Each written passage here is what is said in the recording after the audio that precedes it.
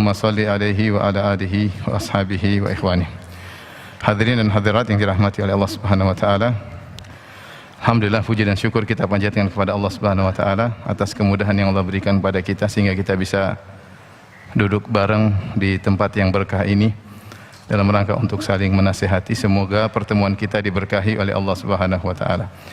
Salawat dan salam tercurahkan selalu kepada junjungan kita Nabi Muhammad sallallahu alaihi wasallam dan juga kepada keluarganya serta seluruh sahabat beliau tanpa terkecuali. Saya mengaturkan jazakumullah khairan atas kehadiran antum sekalian, terutama para asatidzah ya. Ada ustadz kita, ustadz orang tua kita, Ustadz Muhammad Wujud hafizahullah taala, yang tentunya lebih banyak berpengalaman dalam dakwah dan menasihati ya, tapi beliau berhusnudzon kepada saya untuk bisa menyampaikan sepatah dua kata pada malam hari ini.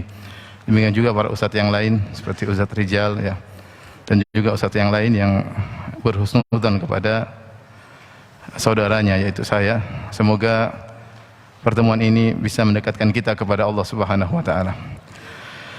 Hadirin hadirat yang dirahmati Allah Subhanahu wa taala, tema yang kita akan bahas adalah agar hidup ini lebih bermakna ya. Kenapa tema ini saya angkat? Karena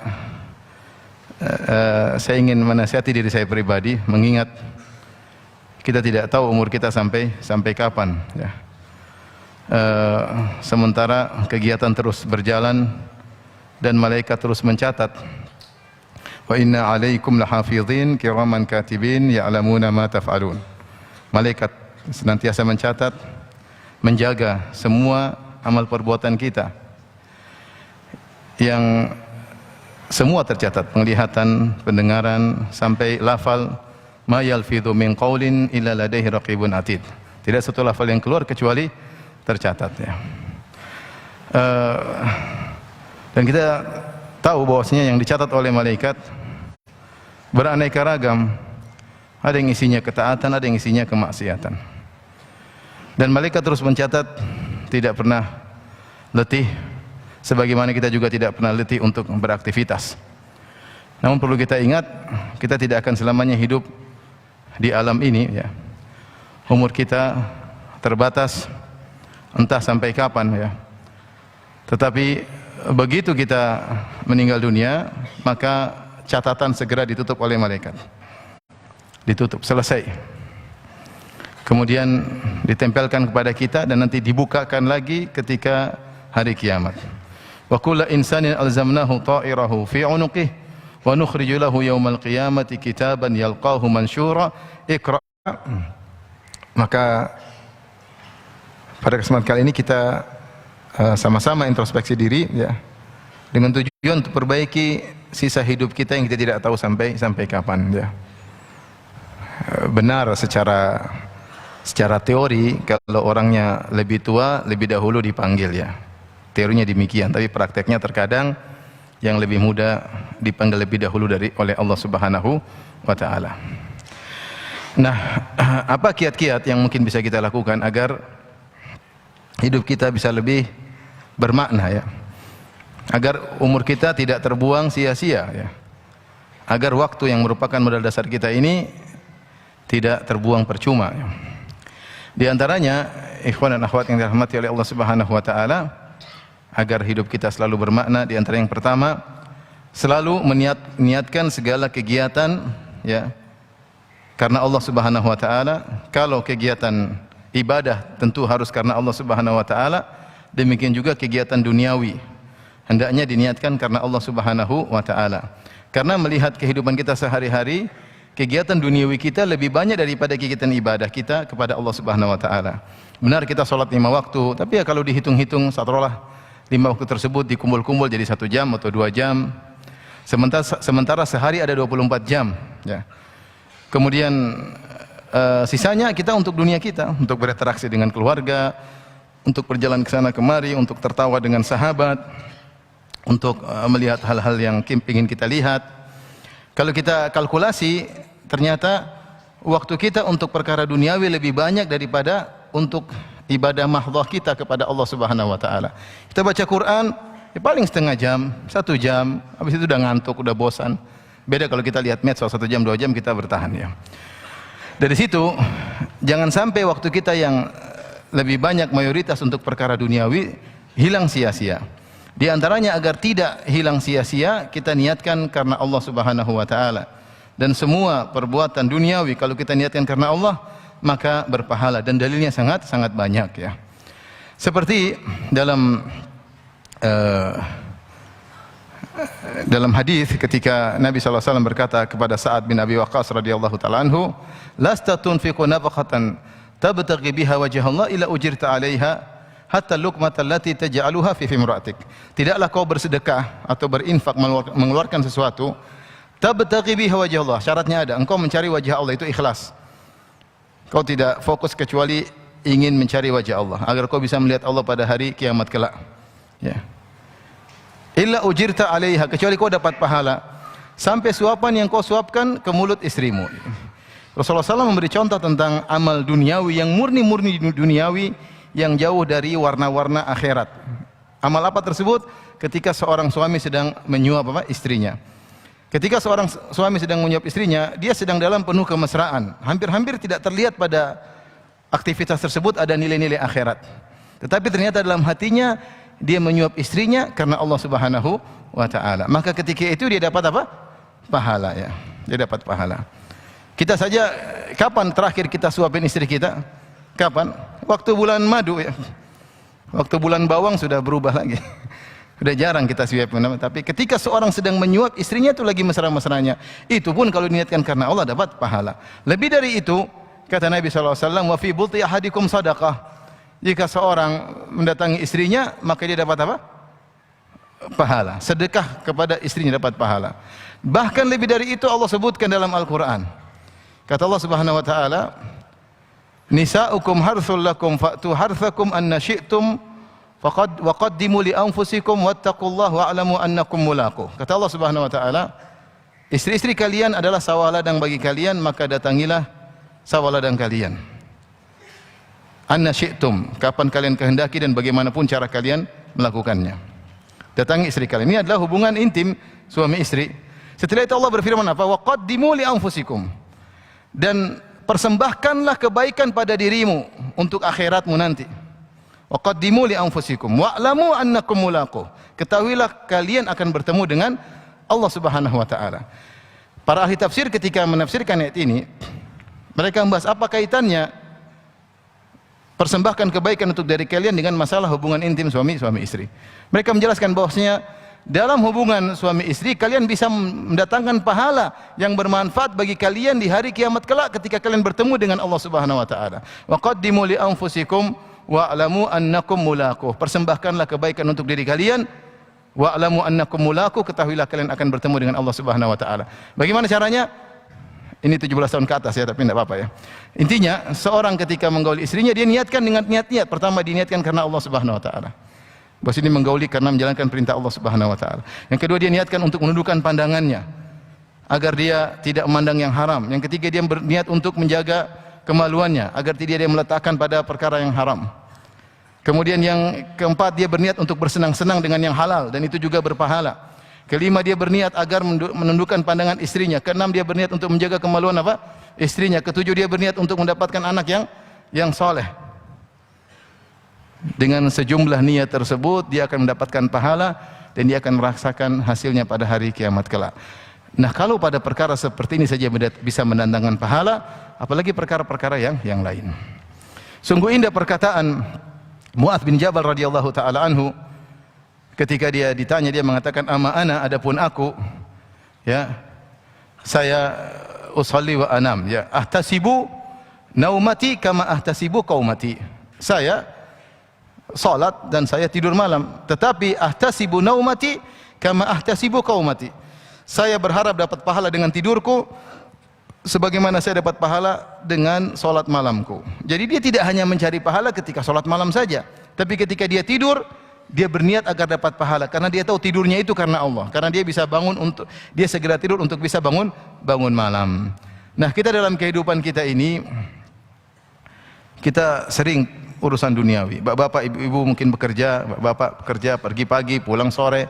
Niatkan karena Allah. Saya keluar bekerja karena Allah yang suruh, Allah yang perintahkan untuk menafkahi anak istri lillah karena Allah Subhanahu wa taala. Jika tidak kita niatkan, hanyalah menjadi perbuatan mubah, tidak ada pahala. Karena Nabi SAW bersabda, innamal a'malu binniyat. Amalan tergantung apa? Niatnya. Kaidah menyatakan semua yang tidak karena Allah enggak ada pahalanya. Semua yang tidak karena Allah tidak ada pahalanya. Sekedar perkara mubah, perkara yang boleh tanpa ada pahalanya. Maka jangan lupa pasang niat kalau kita keluar rumah ya. Ibu juga di rumah ketika ngurusi rumah, beres-beres semua, nyapu-nyapu rumah, rapikan rumah ya, rapikan tempat tidur, ngurus anak-anak, semuanya karena Allah Subhanahu wa taala. Sehingga waktu-waktu yang kita lewati, hari-hari yang kita lewati, bulan-bulan, tahun-tahun yang kita lewati semuanya bernilai pahala di sisi Allah Subhanahu wa taala. Perkaranya sepele, hanya pasang niat. Hanya pasang niat. Karena disebutkan seorang salaf ketika ditanya, disebut oleh Ibn Rajab Al-Hambali dalam Jami' Ulum Al-Hikam, "Ala tahdurul janazah? Tidakkah kau hadiri ngelayat jenazah? Dan ngelayat jenazah ibadah ya." Dia mengatakan, "Makanakum hatta uhdiran niyyah." Tunggu dulu sampai aku hadirkan niat terlebih dahulu, baru ayo kita jalan. Jadi seorang pasang niat, kelihatannya sepele tapi Allah mengetahui gerak-gerik hati kita. Begitu kita mau bertemu dengan kawan, tahu ada misalnya ada janji ketemu dengan kawan, mau rapat, mau diskusi, kita niatkan karena Allah Subhanahu wa taala. Dan kalau kita niatkan, insya Allah semua kegiatan kita berkah. Ini satu hal yang mungkin kelihatannya sepele, tapi ini menjadikan umur kita berkah, menjadikan kegiatan kita berkah. Kalau kita karena Allah, ada hal-hal yang menyimpang, insya Allah ada teguran, hati ini akan menegur. Kau melakukannya karena Allah, maka tidak begini caranya. Kau begini karena Allah, maka tidak begini caranya. Kalau kita bekerja karena Allah, kita lebih ringan. Kalau kita mengajar karena Allah, maka lebih ikhlas. Kalau semuanya karena Allah, insya Allah berkah. Yang kedua, di antara kiat-kiat yang bisa kita lakukan agar hidup ini lebih bermakna, siapa yang diberikan dunia oleh Allah Subhanahu wa taala, maka gunakanlah dunia itu untuk akhiratnya. Gunakanlah dunia itu untuk akhiratnya. Dan itulah firman Allah Subhanahu wa taala ketika Allah menasihati Qarun ya, yang diberikan harta yang begitu banyak. Sebagaimana Allah sebut dalam surat Al-Qasas, kata Allah Subhanahu wa taala, "Wabtaghi fima ataqallahu ad-daral akhirah wa la tansa nasibaka minad dunya wa ahsin kama ahsanallahu ilaik." Kata Allah Subhanahu wa taala, "Wabtaghi, carilah fima ataqallah, apa yang telah Allah berikan kepadamu, darul akhirah, carilah akhirat. Carilah akhirat dengan dunia yang Allah berikan kepadamu." Apapun yang Allah berikan kepada kita, kita gunakan untuk mencari akhirat. Kalau kebetulan kita punya harta, gunakan harta tersebut untuk mencari akhirat. Kalau kita punya jabatan, gunakan jabatan tersebut untuk mencari akhirat. Kalau kita diberikan kedudukan, gunakan kedudukan tersebut untuk mencari akhirat. Kita punya tenaga, kita gunakan tenaga tersebut untuk mencari akhirat. Kita diberi kecerdasan, gunakan kecerdasan tersebut untuk mencari akhirat. Ya. Oleh karenanya Allah menasihati Qarun agar Qarun menggunakan hartanya yang begitu berlimpah ruah, begitu banyak untuk mencari akhirat, namun dia tidak mau. Dia tidak mau. Ya. Ketika Rasulullah SAW mengutus Amr bin As radhiyallahu taala anhu untuk menjadi amir pasukan perang Sariyah dalam perang Zatus Salasil, ya. Padahal Amr bin As radhiyallahu anhu ketika itu baru masuk Islam beberapa bulan. Namun sisi untuk peperangan tersebut ada areal yang medannya Amr bin As lebih tahu karena ada kerabatnya di situ, sehingga Rasulullah SAW memilih dia untuk menjadi pimpinan perang. Maka Rasulullah SAW panggil Amr bin As. Kemudian Rasulullah mengatakan maknanya, "Wahai Amr, aku ingin mengangkat engkau sebagai pemimpin pasukan perang agar kau mendapatkan ghanimah, dapat harta." Maka Amr bin As berkata, "Ya Rasulullah, saya tidak berperang untuk ini ya Rasulullah." Kata Rasulullah SAW menasihati, "Ya Amr, ni'ma al-malu salih lirrajuli salih." Wahai Amr bin As, sebaik-baik harta yang baik adalah jika dimiliki oleh seorang lelaki yang saleh. Artinya Nabi ingin Amr bin As dapat harta sehingga dia bisa gunakan harta tersebut untuk amal saleh, untuk amal saleh. Ya. Ini contoh bagaimana seorang menjadikan apa yang Allah berikan kepada dia untuk akhiratnya, untuk akhiratnya. Maka siapa di antara kita yang Allah berikan harta, kemudian harta, maka gunakan untuk mencari akhirat. Apapun yang kita keluarkan, usahakan mendapatkan pahala di sisi Allah Subhanahu wa taala. Dan ini tidak terbatas pada harta saja, ya. Apapun kegiatan kita. Contoh pejabat. Jabatan bisa mengantarkan seorang kepada surga yang tinggi. Ketika Nabi SAW menyebutkan tentang 7 golongan yang Allah naungi pada hari kiamat kelak, tatkala matahari jaraknya 1 mil, 7 orang tersebut semuanya hebat. Tapi yang paling hebat di antara semua itu adalah yang pertama Rasulullah SAW sebutkan, yaitu imamun adil, imam yang adil. Karena ujian yang dia hadapi sangat-sangat berat dan berkesinambungan ujiannya. Ya. Benar yang lainnya juga berat-berat, ya. Seorang yang hatinya terpaut dengan masjid, seorang digoda oleh wanita cantik dan kaya raya, dia mengatakan aku takut kepada Allah. Seorang yang duduk bersendirian kemudian menangis karena mengingat Allah Subhanahu wa taala. Seorang berinfak kemudian dia sembunyikan infaknya. Ini orang-orang hebat, tapi yang paling hebat di antara itu semua adalah imamun adil, imam yang adil. Bagaimana dia bisa berhukum dengan adil selama masa jabatannya, ya, dan itu butuh waktu yang lama dan ujiannya berkesinambungan. Ini contoh seorang menggunakan jabatannya untuk mencari keridhaan Allah Subhanahu wa taala. Adapun contoh dari kalangan para nabi, lihatlah Nabi Sulaiman dan Nabi Daud alaihi wassalam, ya. Dan demikian juga seorang pedagang, misalnya Allah berikan dia kemampuan untuk berdagang, maka hendaknya dia dagang dengan jujur dan amanah. Karena Rasulullah SAW bersabda, at-tajir as-sadiq al-amin ma'a al-anbiya wasyuhada was-siddiqin. Atau kama qala Nabi SAW. Kata Rasulullah SAW, pedagang yang jujur dan amanah bersama para nabi, para syuhada, para siddiqin.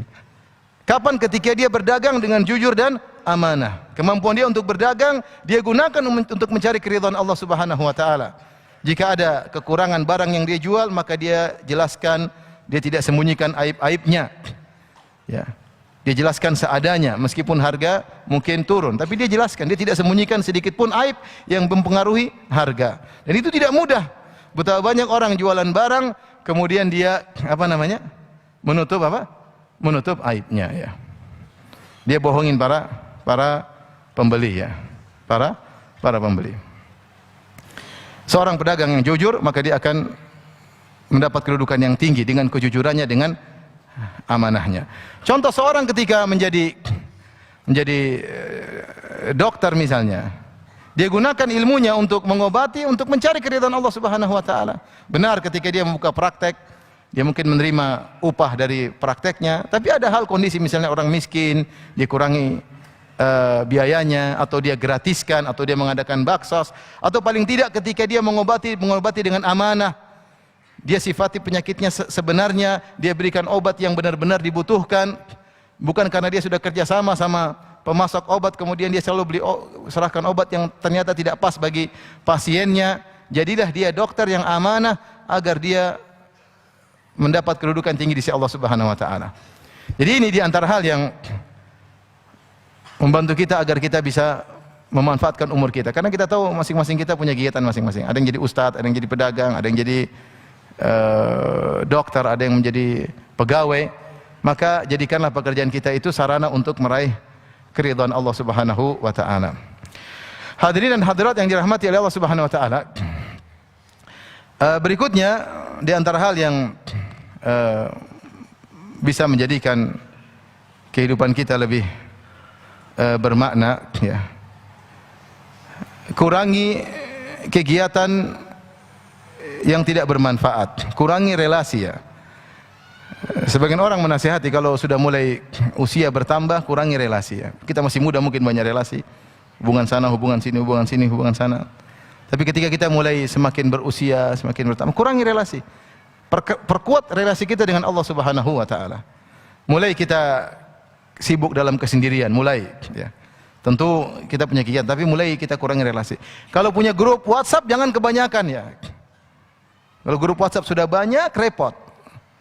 Kita punya hubungan sama ini, grup 1, grup 2, grup 3, grup sampai grup 40. Bayangkan betapa sibuknya kita ketika kita harus berhadapan dengan 40 grup. Ya. Selalu bunyi teng tong teng tong teng tong, belum kita baca komentar. Mungkin kita tidak berkomentar tapi kita baca komentar apa? Orang lain. Sehingga akhirnya waktu kita terbuang. Ya. Maka relasi-relasi yang penting kita sambung.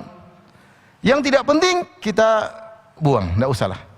Ya, enggak usah. Kita pun kalau teman terlalu banyak kita enggak bisa menjalankan hak teman-teman tersebut, ya.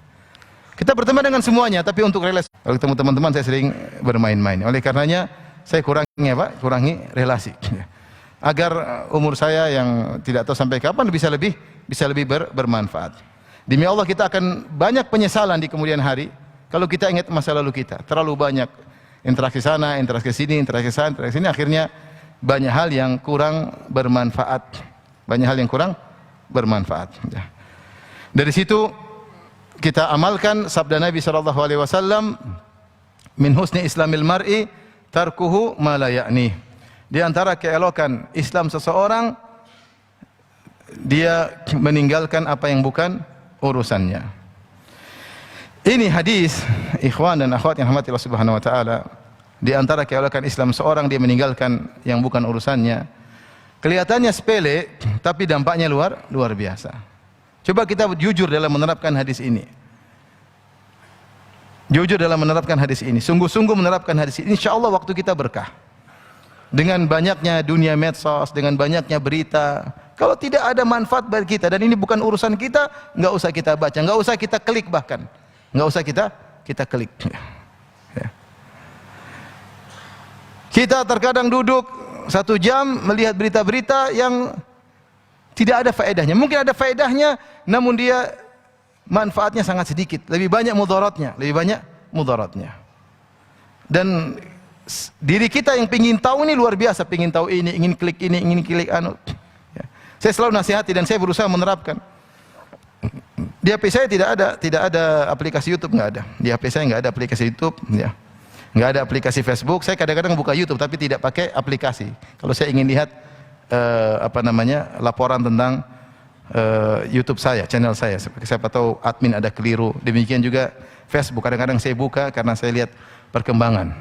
Tapi saya tidak punya aplikasi YouTube, saya tidak punya aplikasi Facebook. Sengaja. Karena kalau saya punya, saya pasti gatal pengen lihat macam-macam. Kita manusia lemah. Kalau sudah lihat ada berita, kita pengen apa? Ngeklik. Kalau sudah ngeklik, pasti ada klikan-klikan berikutnya. Kalau sudah ngeklik, terkadang mata kita melihat hal-hal yang haram. Ya. Akhirnya kalau sudah banyak klik, istri kita nggak pernah kita klik, paham? Terlalu banyak ngeklik. Bahkan kita tidak berminat untuk mengklik istri kita karena terlalu banyak yang indah yang kita klik di YouTube tersebut, di YouTube dan medsos. Ya. Dan musibah ini menimpa banyak ikhwan dan akhwat, banyak. Kalau dari pertanyaan-pertanyaan yang datang, masalah-masalah timbul karena kita tidak menjaga pandangan. Ya. Banyak masalah timbul, kebahagiaan dicabut oleh Allah gara-gara kita membuang umur kita pada hal yang tidak bermanfaat. Maka sama-sama kita berjuang, min husni islamil mar'i tarkuhu ma la ya'ni. Di antara keelokan Islam seorang meninggalkan yang bukan urusannya. Kalau bukan urusan Anda, enggak usah komentar, enggak usah ngeklik, enggak usah. Kalau itu penting buat kehidupanmu, pasti sampai pada telingamu. Saya banyak hal saya tidak tahu, tapi kalau penting nanti ada yang kasih tahu. Ya, kadang-kadang saya tanya, gimana kabar ini? Ada yang pasti yang kasih berita, kasih tahu. Mungkin dia baca 5 jam, dia kasih kesimpulan sama saya cuma 5 menit. Saya hemat waktu banyak. Biar dia yang baca, saya mendengarkan kesimpulan. Oleh karenanya ikhwan, kalau antum terapkan ini, antum lebih bahagia. Benar ini. Jangan sibukkan dengan banyak berita. Apalagi ke depan ini, saya nasihati pada diri saya juga para ikhwan, musim politik. Ya. Sudah, jangan terlalu sibuk. Ya, antum benar ingin memberi manfaat kepada bangsa dan negara, tapi sadar diri akan kemampuan.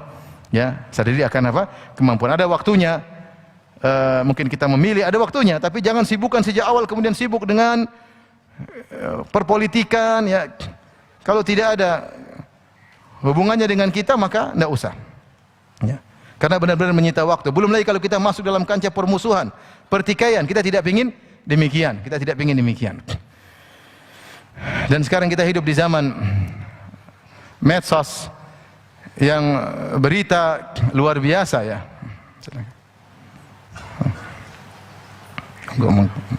Silakan Pak, silakan. Ya. Yang berita tidak ada habis-habisnya ya. Berita kriminal, berita politik, berita artis, berita macam-macam. maka terapkan sabda Nabi SAW, min husni islamil mar'i tarkuhu ma la ya'nih. Di antara keelokan Islam seorang meninggalkan yang bukan keperluan, bukan kepentingannya.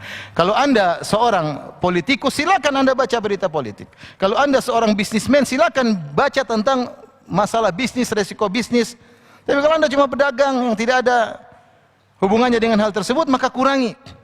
Jangan menghabiskan waktu kebanyakan untuk baca hal tersebut yang belum tentu beritanya juga semuanya benar. Akhirnya tidak pernah baca Quran, tidak perhatian sama anak, tidak perhatian sama istri, kapan sholat malam, kapan berdoa kepada Allah, enggak tahu umur sampai kapan. Maka hidup kita tidak bermakna. Ketika nanti kita dibuka pada hari kiamat kelak, catatan kita isinya berita melulu, berita artis, berita kriminal, tidak ada isinya Quran. Semua kita baca dalam kehidupan ini. Kita baca berita kesehatan, kita baca berita politik, kita baca berita kriminal, kita baca berita akhirat tidak kita baca. Al-Quran kita tinggalkan. Sampai kapan demikian? Sampai kapan? Sampai kapan? Saya bukan melarang kita baca, kita harus tahu sekitar kita, tapi jangan berlebih-lebihan. Jangan berlebih-lebihan. Ada waktunya kita melihat berita, dan ada waktunya kita ingat kepada Allah Subhanahu wa Ta'ala. Ada waktunya kita sibuk ngurus anak-anak, ada waktunya kita ngurus apa? Istri kita. Jadi agar hidup kita bermakna, sungguh-sungguh kita terapkan hadis Nabi SAW, min husni islamil mar'i tarkuhu ma la ya'nih.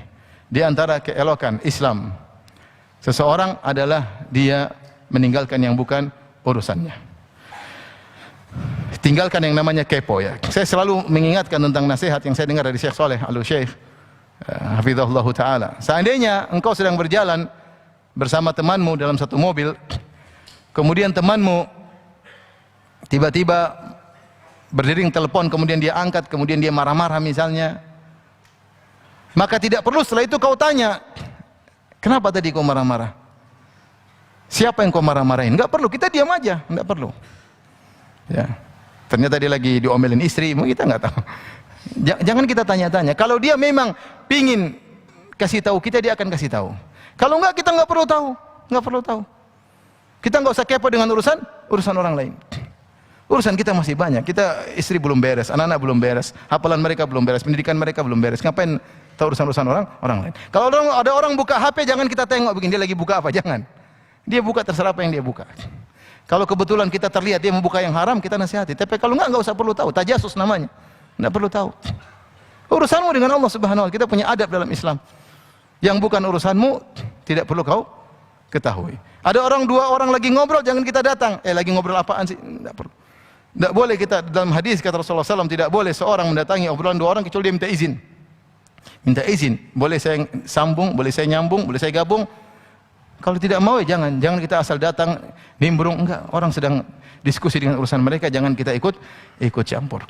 Ya ikhwan, kalau kita terapkan ini benar-benar kita bahagia. Ada waktu, kita punya waktu yang banyak. Ada waktu yang banyak untuk beribadah, untuk berzikir kepada Allah, untuk urus anak, untuk ngobrol sama istri. Sekarang coba kita, waktu untuk ngobrol sama istri hampir-hampir tidak ada. Ngobrol sama teman, baca berita, waktu untuk anak, untuk istri enggak ada. Taib, di antara hal yang bisa menjadikan hidup kita lebih bermakna, hidup kita berusaha dengan target. Kita punya target. Kenapa kita perlu target? Karena kita terpacu, sehingga kita punya kegiatan kita jadwalkan. Kita punya kegiatan kita jadwalkan. Ya. Saya punya target, misalnya kalau saya bicara saya nulis, saya punya target, bulan sekian saya harus selesai. Ya. Dan saya berusaha untuk mencapai target saya. Kenapa? Karena umur saya terbatas. Dan saya masih ingin menulis yang lain misalnya. Antum juga kalau punya kegiatan punya target. Ya. Punya hafalan, punya target. Saya ingin menghafal, ada target. Saya ingin dalam waktu sekian saya ingin hafal sekian ayat. Lakukan target tersebut. Kalau kita nggak jadwalkan hidup kita ini, kita akan buang-buang umur kita. Kita akan hidup amburadul, sayang umur kita. Ya, apapun yang kita ingin targetkan, maka kita bikin jadwal, dan benar-benar kita disiplin, Ini masalah kita hidup ini, kita tidak disiplin kadang-kadang. Molor ya. Punya target molor, punya project molor, ya. Umur kita terbuang. Molor bukan kadang molor karena kita malas, kita tidak serius. Sehingga kita tidak menghasilkan produk yang baik ya. Maka dalam hidup ini kita berusaha punya jadwal ya. Dan disiplin. Kadang-kadang kita ketemu kawan, Janji ketemu jam 9, nanti ketemunya jam 11. 2 jam kita ngenteni, nungguin. Bingung mau ngapain. Mau bikin kegiatan, masih nunggu dia. Dia ternyata juga telat. Dan kalau itu berulang-ulang, itu membuang apa? Umur kita. Ya. Jangan kita bergaul dengan orang-orang seperti itu yang hanya membuang umur kita, tidak ada faedahnya. Biasakan bergaul dengan orang yang disiplin, Contoh nyata, saya lihat orang disiplin maksudnya di dalam masalah agama, Syekh Abdul Razak, hafizahullah taala. Orang sangat disiplin dalam kegiatannya ya. Saya ingat waktu saya masih belajar ya. Kalau jadwal masuk, beliau sudah hadir di kelas. Terkadang teman-teman waktu saya S2 beliau ngajar, beliau begitu teng sudah di kelas kita masuk. Kadang kita terlambat. Ada sebagian yang terlambat, beliau telepon, lagi di mana? Siapa mana nomor telepon gitu. Kamu lagi di mana? Ditanyain. Dan itu sebagian masyarakat, bukan Syekh Abdul Razak saja. Seperti dulu guru kita Syekh Saud Jarba rahimahullahu taala, demikian juga begitu teng sudah ada di kelas. Meskipun murid belum datang. Kalau sudah waktunya keluar. Bahkan satu hari Syekh Abdul Razak hafizahullah taala mau masuk di jam pelajaran kita, ternyata ada guru yang belum keluar. Masih ada guru jam pelajaran sebelumnya masih molor. Maka Syekh dengan tegas ngetuk pintu. Langsung. Maaf Syekh fulan, ini waktu istirahat buat anak-anak. Mereka biar istirahat buat persiapan untuk ketemu dengan dosen berikutnya. Subhanallah, dia tegur. Karena ini masalah disiplin. Karena kalau anak-anak dari dosen sebelumnya lanjut ke dosen berikutnya, dia tidak punya persiapan. Dia ada waktu fusha, istirahat 5 menit untuk persiapan, untuk rehat, kemudian bertemu lagi dengan dosen berikutnya. Ditegur oleh Syekh. Dan demikianlah kalau lagi saya bersafar dengan beliau, kalau beliau bilang jam sekian, tidak ada terlambat. Kalau ada terlambat, beliau tinggalkan. Kalau janji sama seorang jam sekian, jam 8, ada yang datang jam 8:15, tinggal. Ya. Demikian itu namanya kita menghargai apa? Menghargai umur, menghargai waktu. Makanya saya termasuk tipe orang yang tidak suka menunggu. Saya tidak suka menunggu. Kalau saya menunggu, saya bingung, saya mau ngapain. Ya. Dan saya juga termasuk tipe orang yang tidak suka ditunggu. Makanya kalau saya telat kajian, saya tolong kasih tahu jamaah, saya akan telat. Kalau mereka mau ngaji, mau baca Quran, ya, saya akan datang sekitar jam sekian. Saya kasih tahu. Ya. Kalau enggak, kasihan mereka menunggu tanpa ada kejelasan. Maka hidup ini supaya bermakna, jangan buang-buang umur, ya. Jadwalkan kegiatan-kegiatan, ditargetkan. Ya, kalau perlu kita punya grup, kita diskusi apa yang mau kita lakukan, ya, di masa-masa mau proyek akhirat, bangun pondok, ya, mau hafal Quran, mau membantu anak yatim, semuanya harus ada jadwalnya. Jangan kita berjalan begitu saja sehingga umur kita sia-sia tanpa ada, ya, keteraturan. Ikhwan dan akhwat yang dirahmati oleh Allah Subhanahu wa taala. Di antara hal yang mungkin bisa menjadikan hidup kita lebih bermanfaat, bermakna, skala prioritas. Ini penting, skala prioritas, ya. Kita umur terbatas. Kita pilih mana amalan-amalan yang terhebat yang bisa kita lakukan agar kita dapat pahala sebanyak-banyaknya di sisi Allah Subhanahu wa taala. Dan tentunya disesuaikan dengan kemampuan kita. Contoh sederhana, bagi yang punya orang tuanya masih hidup, ayah dan ibunya, fokus berbakti kepada orang tua. Karena berbakti kepada orang tua lebih afdal daripada jihad fisabilillah. Ketika ada seorang datang kepada Nabi SAW, kemudian minta izin untuk jihad, kata Nabi SAW, ahayyun walidak, apakah kedua orang tuamu masih hidup? Kata dia, masih ya Rasulullah. Kata Rasulullah SAW, fafihima fajahid, maka berjihadlah untuk berbakti kepada kedua orang tuamu. Yaitu berusaha, berjuang dengan mengorbankan, ya, harta, mengorbankan waktu, mengorbankan perasaan untuk menyenangkan kedua orang tua, buat mereka tertawa, buat mereka senang, buat mereka bangga dengan kita. Itu pahalanya sangat besar, ya. Dan itu singkat daripada kita melakukan banyak amal soleh yang belum tentu kita ikhlas, yang belum tentu juga dapat pahala.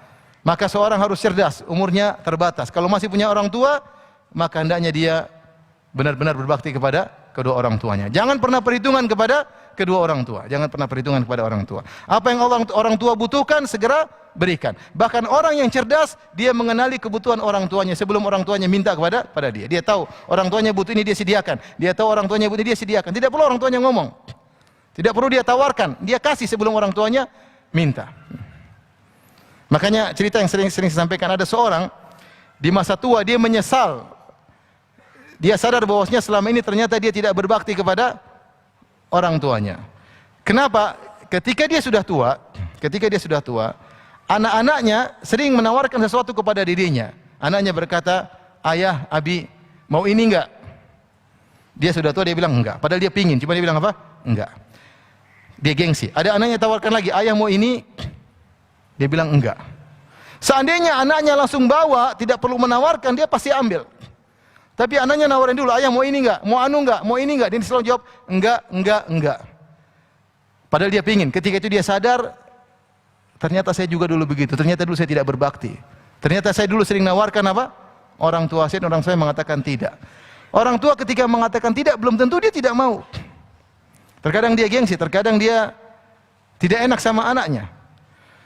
Saddaqna fa innakunna aktsara hatabi jahannam. Wahai para wanita, bersedekahlah, sungguhnya kalian banyak penghuni neraka jahanam. Ada seorang wanita berkata, "Lima ya Rasulullah." Kenapa ya Rasulullah? "Li'anna kunna takfurnal ashir." Karena kalian tidak berterima kasih kepada suami. Wa tukfirna syakah. Kalian suka mengeluh tentang kehidupan, merasa kurang, mengeluhkan suami kepada orang. Wa tukfirna la'nah. Kalian suka mengumpat. Wa tusawwifnal khair. Dalam sebagian riwayat kalian menunda-nunda kebaikan. Oleh karena ibu-ibu yang dirahmati oleh Allah Subhanahu wa taala, ingin cari pahala, fokus di rumah, ngurus anak-anak, senangkan suami, layani suami, ya. Hiasi diri untuk suami. Jangan terlalu banyak kegiatan di luar. Kalau ingin mudah masuk surga, ya. Jangan terpesona dengan wanita yang kelihatannya keluar sana, keluar kemari, ke sana kemari. Enggak. Itu bukan itu yang terbaik. Yang terbaik kamu di rumah, ngurusi anak, ngurusi suami. Itu wanita yang salehah, dan jangan banyak menuntut kepada suami. Maka skala prioritas. Secara umum dalam kehidupan ini, ya, jangan lupa amal yang terbaik, ya, adalah bertauhid kepada Allah Subhanahu wa taala. Selalu kita perbaiki tauhid kita, selalu kita perbaiki tawakal kita kepada Allah Subhanahu wa taala. Semakin kita, ya, selalu bersandar kepada Allah dalam segala hal, maka derajat kita semakin tinggi. Di antara amal yang terbaik adalah tawakal kepada Allah Subhanahu wa taala. Makanya ketika Nabi sallallahu alaihi wasallam menyebutkan tentang 70.000 orang yang masuk surga tanpa azab dan tanpa hisab, intinya mereka bertawakal. Kata Nabi SAW, humul ladzina la yastarqun. Mereka yang tidak minta untuk diruqyah. Kenapa? Meskipun minta ruqyah adalah perbuatan yang boleh, namun karena tawakal mereka yang tinggi, mereka meninggalkan perkara yang boleh untuk menyempurnakan tawakal mereka. Wala yaktawun. Mereka adalah orang-orang yang tidak minta diobati dengan besi yang dipanaskan, meskipun boleh. Tapi mereka lebih memilih untuk bertawakal kepada Allah Subhanahu wa taala. Wala yatatayyarun, mereka tidak pernah bertatayur, mereka tidak pernah mengkaitkan nasib sial mereka dengan angka tertentu, dengan suara burung tertentu, dengan hewan tertentu. Mereka serahkan urusan mereka kepada Allah, sehingga mereka bertawakal kepada Allah Subhanahu wa taala. Nah, masalahnya kita kurang bertawakal. Kita ini dalam kehidupan sehari-hari sering kita bersandar kepada materi yang di hadapan kita. Kita lupa kepada Allah Subhanahu wa taala yang menciptakan sebab dan yang menentukan akibat. Kita sering bertawakal atas kecerdasan kita. Kita bertawakal dengan pengalaman kita. Kita bertawakal dengan backingan kita. Kita tidak bertawakal kepada Allah. Dalam mencari rezeki kita bertawakal kepada bos kita. Kita bertawakal kepada pekerjaan kita, enggak. Kita ikhtiar, berusaha, tapi hati kepada Allah Subhanahu wa taala dalam segala hal. Ketika Anda berdakwah, ya. Wa ma lana alla natawakkala 'ala Allah wa qad hadana subulana. Para rasul berkata, kenapa kami tidak bertawakal kepada Allah ketika sedang berdakwah di jalan Allah Subhanahu. Bertawakal bahwasanya kita berdakwah, yang membuka hati manusia adalah Allah Subhanahu. Bukan karena apa yang saya sampaikan, bukan karena hafalan yang kita paparkan, bukan. Semuanya kita tawakal kepada Allah dalam menulis, dalam berdakwah, dalam mengajar, dalam mengurusi rumah tangga, dalam mengurusi anak istri. Tawakal kepada Allah, jangan lupa. Jangan mengandalkan kecerdasanmu. Ibadah tawakal kepada Allah. Kita ikhtiar, semua ikhtiar. Kita belajar agar lebih pintar, kita belajar agar lebih maju, tapi hati kepada Allah. Kalau ingin mendapat pahala yang banyak, jangan lupa bertawakal kepada Allah Subhanahu wa taala. Sudah masuk Isya belum?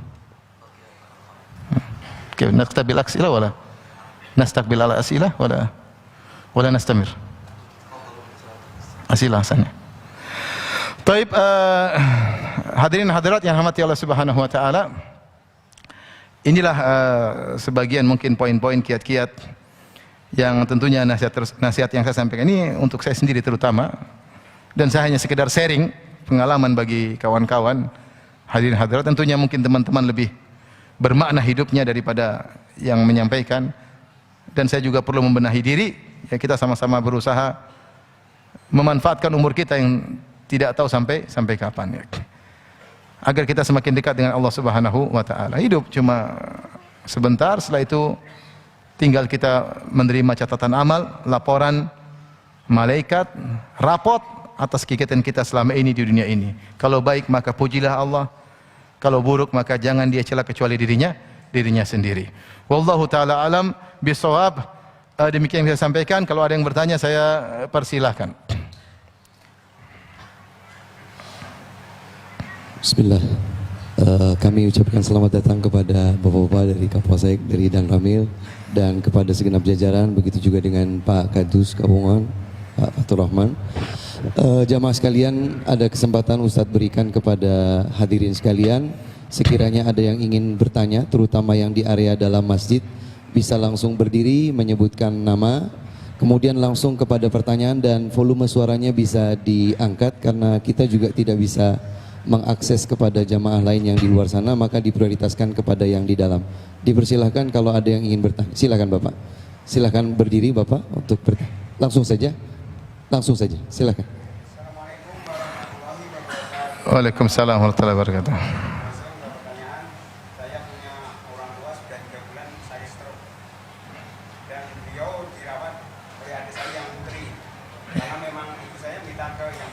Iya.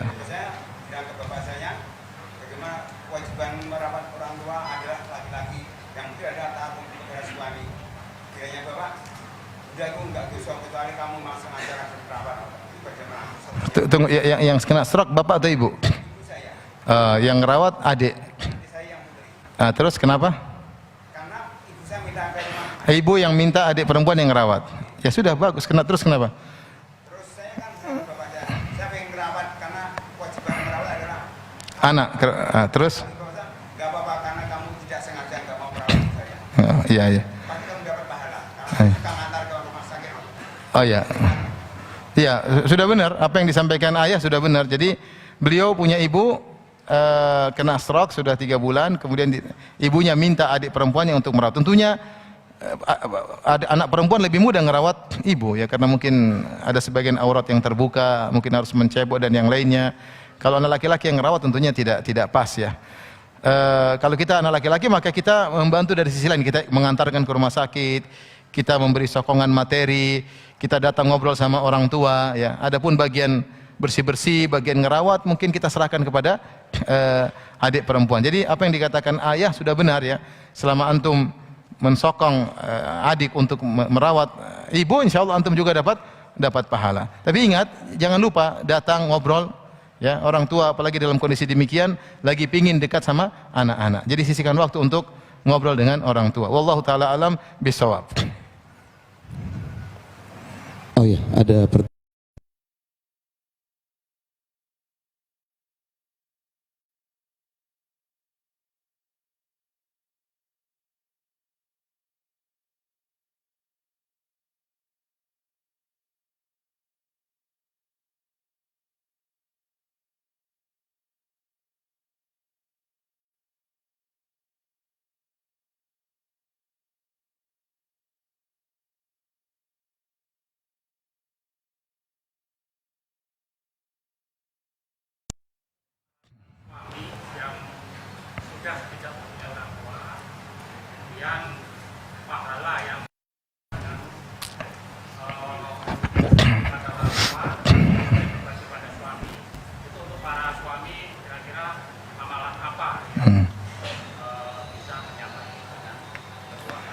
Ya.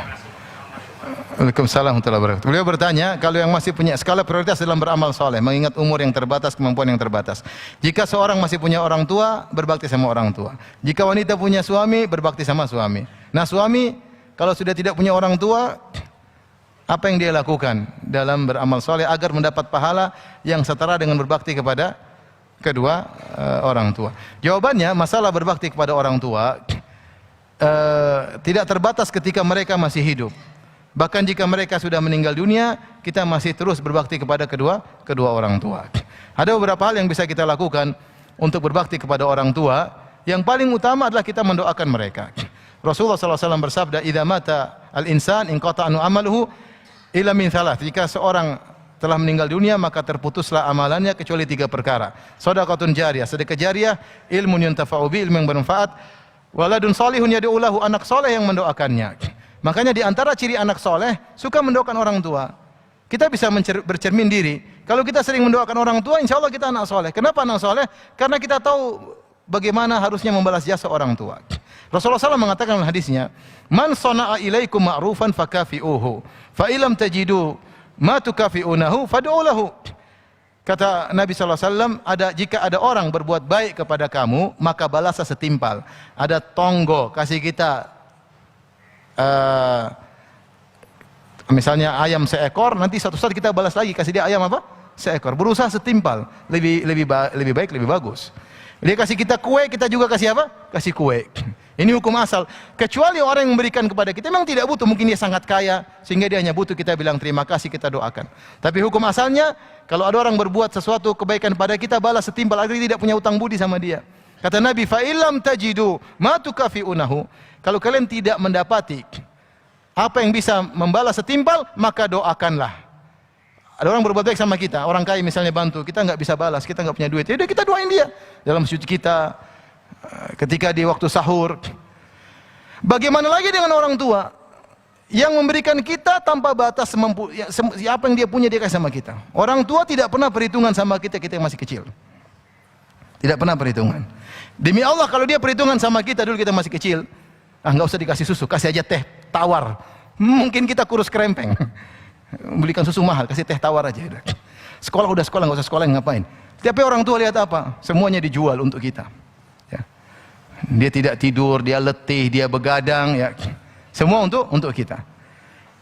Dan jasa mereka tidak pernah kita bisa balas. Makanya ketika ada Ibnu Umar sedang tawaf, tiba-tiba ada seorang dari Yaman, dia menggendong ibunya dan dia berkata, dia bicara dengan keras, dia berkata, "Innilaha ba'iruhal mudhallalu." Dia berkata, "Aku adalah onta ibuku yang patuh kepada ibuku." Artinya silakan ibuku bawa aku kemana-mana. Dia gendong.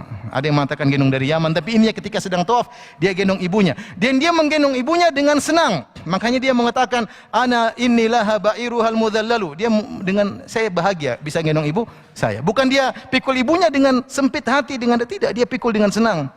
Dia merawat ibunya dengan senang. Dia berkata kepada Ibnu Umar, "Ataroni ani jazaituha?" Wahai Ibnu Umar, menurutmu aku sudah balas kebaikan ibuku? Kata Ibnu Umar, "La wala zafrah." Kau belum bisa membalas kebaikan ibumu. Meskipun hanya satu sesakan napas ketika dia akan melahirkanmu. Kau tidak bisa balas hal itu. Meskipun kau sudah pikul ibumu, tawaf dari Yaman, pikul, tidak bisa balas.